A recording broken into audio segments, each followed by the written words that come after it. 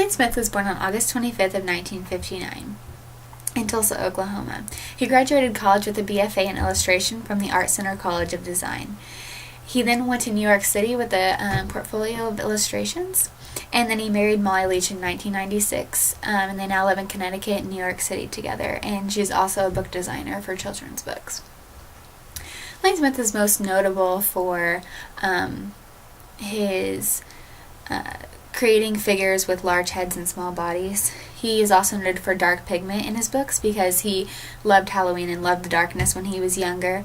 He also has a lot of satire in his books, and he's noted for a lot of that.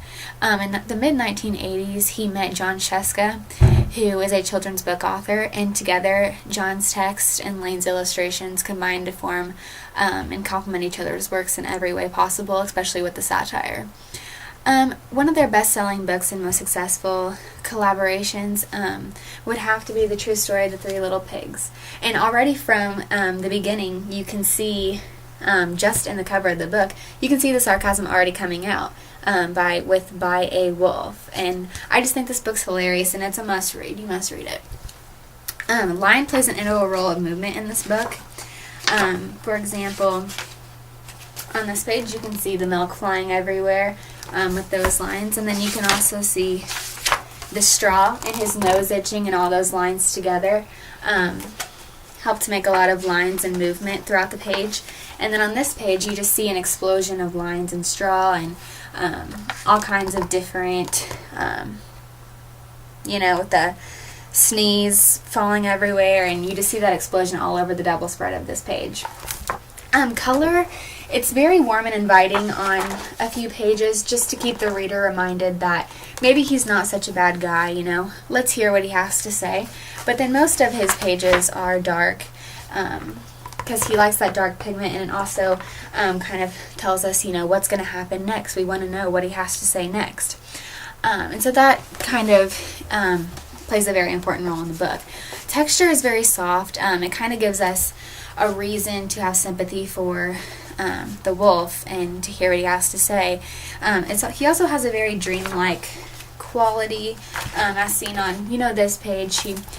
Just to kind of remind the reader that it's all happening in his mind, almost as if a dream is occurring in his mind, and it's all how it happened, and very dreamlike. And I think the dreamlike quality of the book and the emphasis on light, as seen in this page, with the shadow, it's almost like a flashlight directed right at him. I think those two elements combined help to make this an impressionistic style book.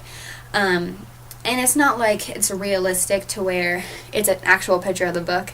It's to where it's almost like we're giving that impression that it is a wolf and that it is a pig. So it's very impressionistic. The perspective, the wolf is almost on every single page of the book. And it helps us to remember the point of view that the book's in, that it's in the point of view that the wolf's telling the story, the wolf's telling his side. So I think that's very important. Composition is very, very scattered. Here the text is at the bottom, but in other pages it's at the top. There's, as in here.